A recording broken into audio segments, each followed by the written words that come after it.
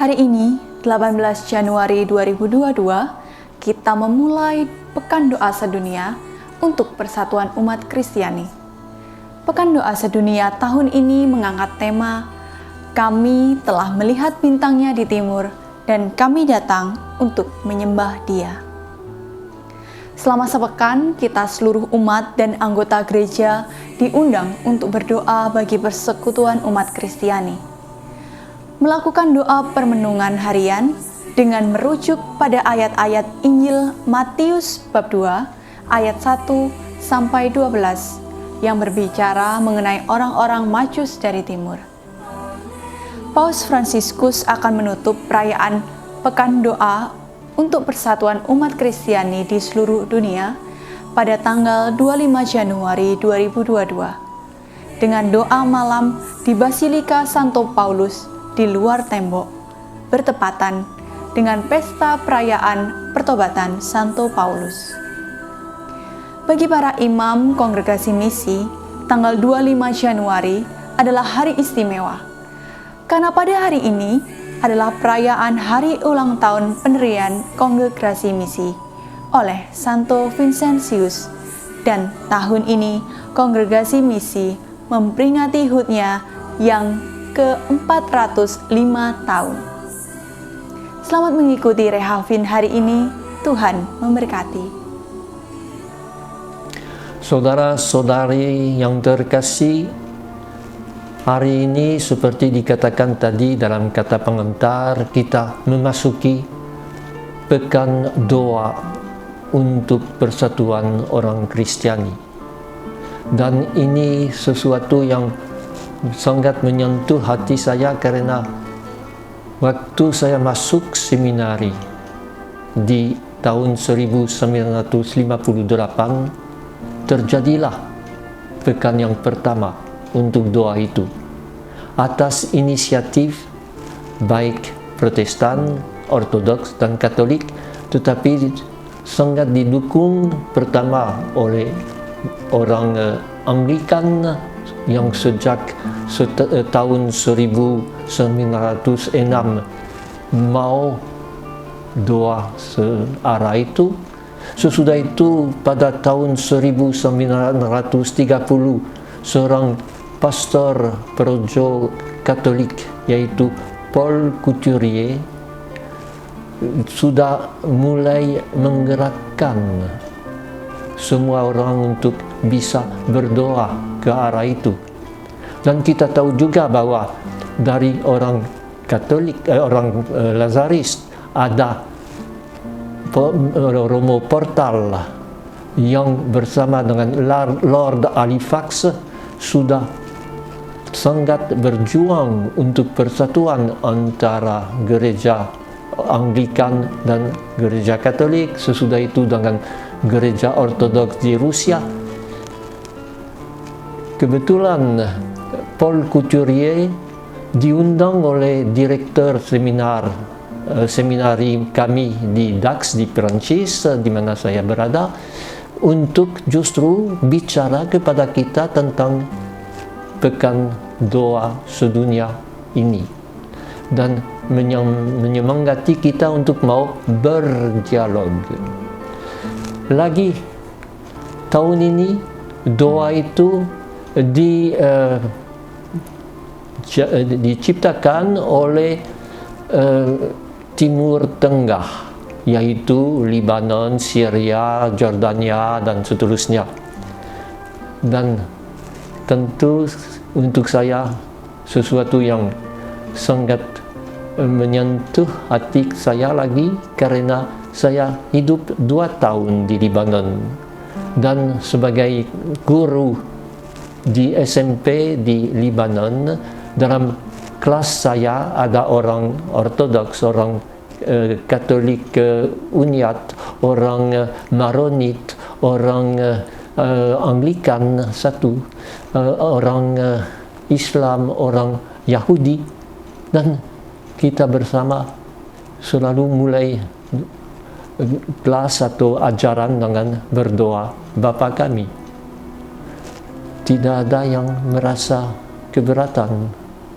Maka pekan ini untuk saya sesuatu yang sangat penting.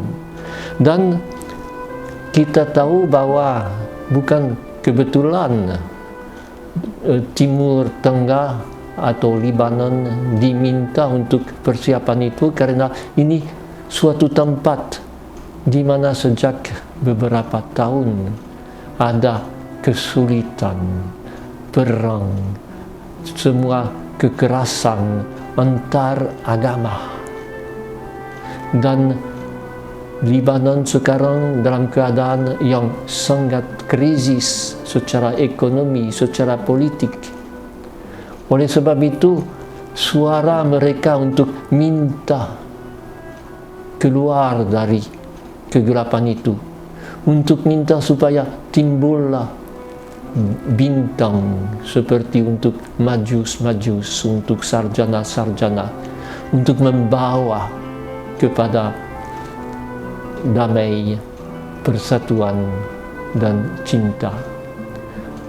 Kembali kepada situasi yang saya kenal, saya di Lebanon tahun 62-64, yang di sana bisa ada dialog. Sekarang sedikit hilang. Dan kita akan terjun kepada teks-teks hari ini, yaitu pertama, sesudah mengalami umat mau satu raja, Samuel memilih sebagai raja Saul, dan sekarang Saul sudah disingkirkan karena tidak taat kepada Allah. Maka mulai bacaan-bacaan untuk lihat bagaimana pelan-pelan akan angkat Daud. Dan Yesus adalah anak Daud. Yesus adalah dari keturunan Daud sesuai dengan janji Nathan kepada Daud bahwa selalu akan ada di atas tahtanya satu orang dari keturunannya. Maka teks pertama untuk hari ini sangat cocok. Dari kekacauan, perselisihan, perang yang membuat orang terpisah satu sama lain, akan timbul satu raja yang akan membawa kesatuan, persatuan, dan lebih jauh lagi anaknya, putranya, Yesus, yang adalah bintang yang kita semua harapkan. Dan Injil justru mengarahkan kita pada suatu yang bisa mengatasi semua perselisihan. Dari mana timbul perselisihan antara orang Kristiani, Protestan, Katolik, Ortodoks, dan Anglikan, dan seterusnya? Karena yang kelompok itu berkata inilah aturan, yang lain berkata aturan itu tidak perlu, dan selalu karena ambil iman bukan sebagai sesuatu yang membebaskan dan membuka pada persaudaraan, tetapi sebagai suatu daftar dari aturan yang menekan. Dalam Injil hari ini kita lihat murid berjalan bersama dengan Yesus pada hari Sabat. Hari Sabat itu hari yang paling penting dalam agama Yahudi, dan Yesus selalu menghargai hari Sabat. Tetapi waktu itu mereka jalan, murid-murid itu melapar, dan mereka ambil gandum, ambil biji-biji dan makan langsung. Menurut hukum Taurat boleh buat itu kalau lapar. Tetapi justru orang Farisi dan orang-orang yang sedikit terlalu sempit pikiran mereka, yang mau selalu buat aturan baru, berkata pungut atau ambil biji-biji itu seperti panenan, dan panenan tidak boleh pada hari Sabat. Ini sesuatu yang selalu kita lakukan. Mengubah suatu aturan yang dibuat untuk memberi pembebasan Sabat supaya bisa beristirahat dan bisa berdoa, dan pada Sabat pun semua ternak harus bisa istirahat, dan budak-budak. Maksud Sabat itu untuk membuat semua orang bernapas. Dia diubah menjadi aturan yang melarang ini, melarang itu, tidak boleh ini tidak diizinkan. Maka Yesus berkata, lihatlah, waktu Daud yang kita dengar tadi bahwa baru dijadikan raja, tetapi yang terpaksa melarikan diri karena Saul mau membunuhnya. Waktu Daud dengan kawan-kawannya lapar, dia berani masuk ke dalam suatu rumah ibadat dan ambil roti yang seharusnya hanya boleh dimakan oleh imam-imam. Tetapi karena dia lapar, imam izinkan, silakan. Saya kira persatuan orang Kristiani akan terjadi kalau kita justru lepas dari mentalitas aturan yang tidak terbuka, dan melihat bahwa semua yang Allah usulkan kepada kita untuk menjadi lebih manusiawi, lebih terbuka untuk orang lain, lebih dekat dengan orang lain. Saya bisa tambah bahwa justru Santo Vincentius selalu berkata kepada imam-imam Lazaris yang bermisi di daerah di mana ada orang Calvinis, orang yang Lutheran dan lain, dia berkata, jangan menentang mereka.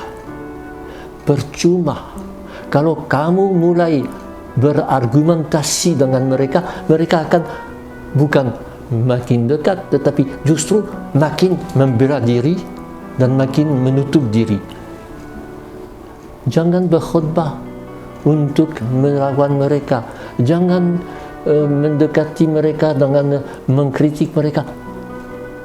Hiduplah sebagai orang yang mengayati Injil dengan baik, dengan menolong orang miskin, dengan berdamaikan orang yang dalam perselisihan dan lain-lain. Dan pasti ini yang akan menarik mereka, bukan diskusi. Dan sekarang jelaslah bahwa yang menyatukan kita dengan orang-orang Kristen, orang-orang Protestan, orang yang Ortodoks dan lain, ialah bahwa kita semua bersama dengan orang dari agama lain juga usaha untuk menolong orang miskin, mengantar mereka keluar dari kemiskinan itu, terutama masa sekarang dengan pandemi, dengan kemiskinan yang paling banyak karena banyak orang kehilangan kerjanya, ekonomi sudah macet. Ini yang ditegaskan dalam proyek untuk pekan ini. Lihat situasi yang begitu gelap, semoga kamu menjadi bintang yang memberi harapan dalam situasi itu. Yesus berkata, Sabat adalah untuk manusia, bukan manusia untuk Sabat. Itu seringkali dikatakan juga oleh ahli Taurat dalam zaman Yesus juga. Mereka sadar juga akan soal itu. Berarti bukan manusia yang dibuat untuk taat agama, tetapi agama untuk membebaskan manusia menjadi makin sesuai dengan gambar Allah. Sabat untuk manusia, bukan manusia untuk Sabat. Dan dia tambah, justru aku Yesus, Putra Manusia, aku bisa berurus Sabat supaya menjadi tempat yang membebaskan. Besok kita akan dengar diskusi yang sama, di mana Yesus akan tanya, waktu Sabat boleh buat yang menolong atau yang membunuh? Kita sedang berdoa begitu, dan saya mau sedikit ambil doa yang biasanya kita pakai waktu itu. Yesus berfirman, "Ya Bapa, hendaklah mereka semua menjadi satu, sama seperti Engkau di dalam aku dan aku di dalam Engkau, supaya dunia percaya bahwa Engkaulah yang telah mengutus aku." Dan kita doa, utuslah kepada umat Kristiani roh pengertian. Tolonglah kami agar dapat menyingkirkan salah paham dan prasangka. Bukalah hati kami bagi seluruh kebenaran. Kebenaran yang membebaskan, bukan membuat kita harus tunduk sebagai aturan yang tertutup. Kita bisa renungkan itu dalam pekan ini dengan mengambil sebagai dasar Injil dari hari ini, dan juga caranya Allah memilih Daud, bukan yang kokoh kuat dan tinggi dan hebat seperti anak pertama dari Isai dan anak-anak yang lain, tetapi yang paling bungsu, yang justru ditinggalkan di ladang untuk jaga gembala, tidak diundang untuk datang untuk pesta itu. Samuel berkata, "Panggillah dia. Kita tidak akan makan sebelum dia datang." Dan waktu anak itu yang semua orang tertawa karena dia kekanak-kanakan, waktu dia datang, Allah berkata, "Dialah yang kupilih." Ini juga sesuatu kita orang Kristen, Katolik dan lain-lain barangkali minoritas kecil di Indonesia, tetapi kalau kita mau bersatu bisa menjadi yang membawa sesuatu yang diharapkan di Indonesia, persatuan dalam keanekaragaman, yaitu saling menerima, saling membebaskan, saling mendengar. Kita doa, Allah Bapa yang Maha Murah, Engkau telah memberi kepada kami aturan baru. Tuhan yang bijaksana, Engkau melihat seseorang bukan berdasarkan penampilan luar seperti dilihat manusia. Ajarilah kami untuk meneladanimu dengan pergaulan, agar tidak menilai sesama berdasarkan penampilan luar yang menarik atau tidak, tetapi sesuai dengan apa yang ada dalam hati mereka, yaitu Roh Kudus yang sudah hadir. Semoga kita bisa menghayati pekan ini dan nanti pada akhir pekan ini merayakan pertobatan Paulus, tetapi juga jadinya kongregasi misi, karena justru Santo Vincentius menyadari bahwa bukan cukup tinggal di rumah bangsawan de Gondi untuk menjadi guru dari anak-anaknya, tetapi harus terjun ke pedalaman untuk orang yang justru tidak diperhatikan, orang miskin di desa-desa. Kita mau meneruskan kerja itu. Amin.